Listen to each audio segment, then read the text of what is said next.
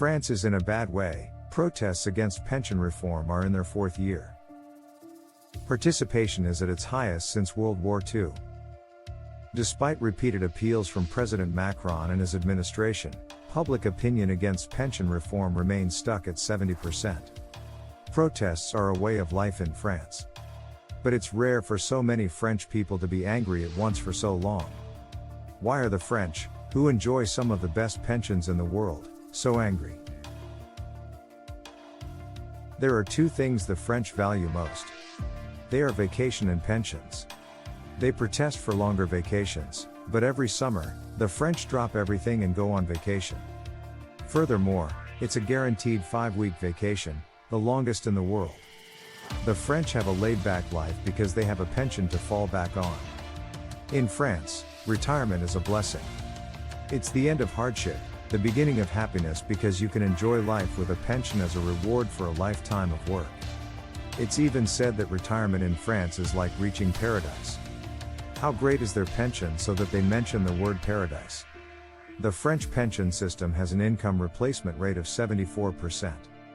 A 74% income replacement rate means that if you earned an average salary of $100,000 during your contribution period, your pension would be $740,000. It's almost like you're working and collecting a paycheck, and you're playing and collecting a pension.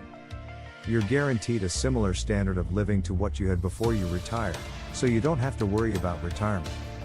This overwhelms the OECD average of about 46% over 40 years of contributions. This is why most French people work looking forward to their retirement. Of course, the country isn't going to hand it to them for free. To get that big paycheck, the French work 42 years and pay a whopping 28% of their salary in pension contributions. It's a classic high pay, high benefit deal, and it's why the poverty rate among French retirees is a mere 4.4%, the lowest in the OECD.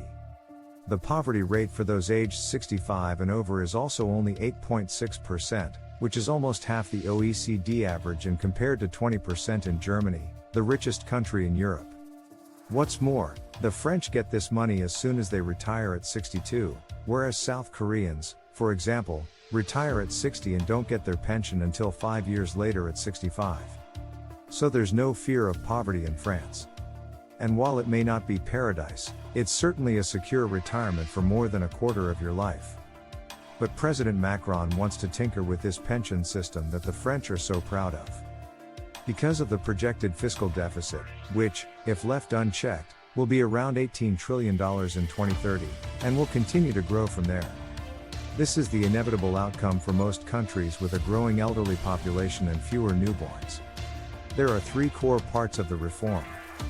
The first is to consolidate the 42 different occupational pension systems into one, eliminating the special pension system for some. The second is to pay one more year of pension for 43 years, not for 42 years. And the last is to delay the age of pension eligibility by 2 years, from 62 to 64. That is, work for more, and go to paradise later. The French, who traditionally don't take politicians at their word, have refuted categorically with prolonged protests. The French pension system was divided into different job categories to recognize those who work the hardest and allow them to retire early. These are public sector workers who often work night shifts, subway workers who work long hours underground where the air is polluted, and soldiers on dangerous missions. Their complaint is simple: working until you fall down is not the kind of dignified life that France strives for. Especially, a common complaint is that Macron's reforms are particularly unfavorable to low-income earners. For manual laborers, who have to work until their late 60s to fulfill their 43 years of service, they say it's unfair and harsh. They also complain that Macron's government is too blind to the reality that when they get older and want to work, no one will hire them. As for the fiscal deficit, the French also suspect the government of exaggerating the crisis. The argument is that while there will be a temporary deficit as baby boomers retire by 2030, the number of pensioners will drop dramatically after that, so there's no need for drastic measures like raising the retirement age. This just adds fuel to the fire of Macron's trillion-dollar tax cuts for the rich. Most of all, the French are angry because they see Macron's pension reforms as disrespectful of the French identity. The French have a lot of pride and attachment to their pension system. It has become a source of national pride because it was not handed to them.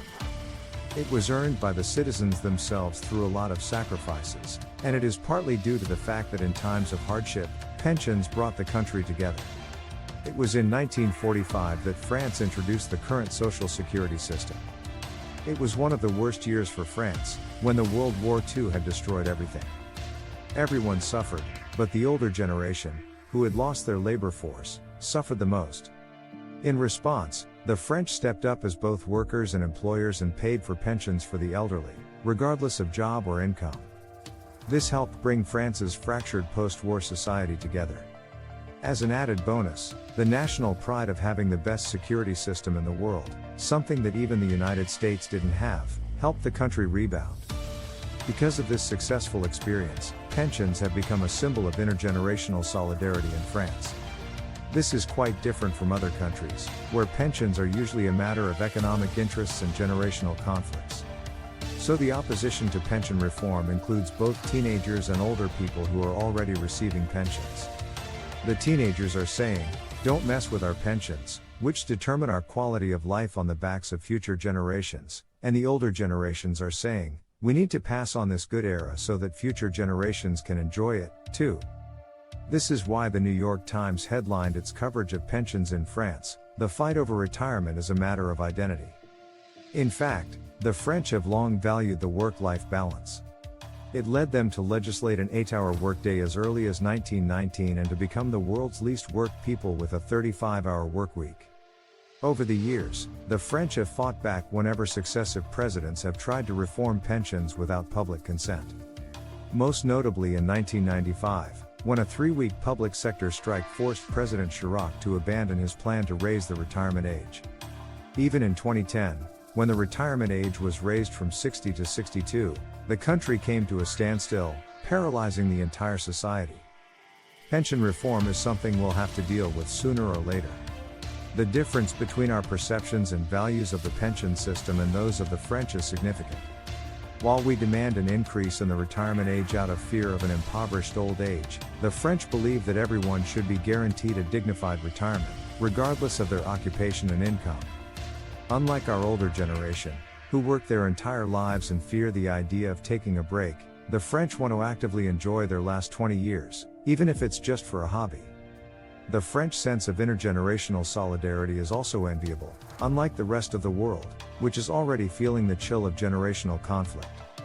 This makes me think that while many other countries may have caught up economically, they still have a long way to go in terms of quality of life.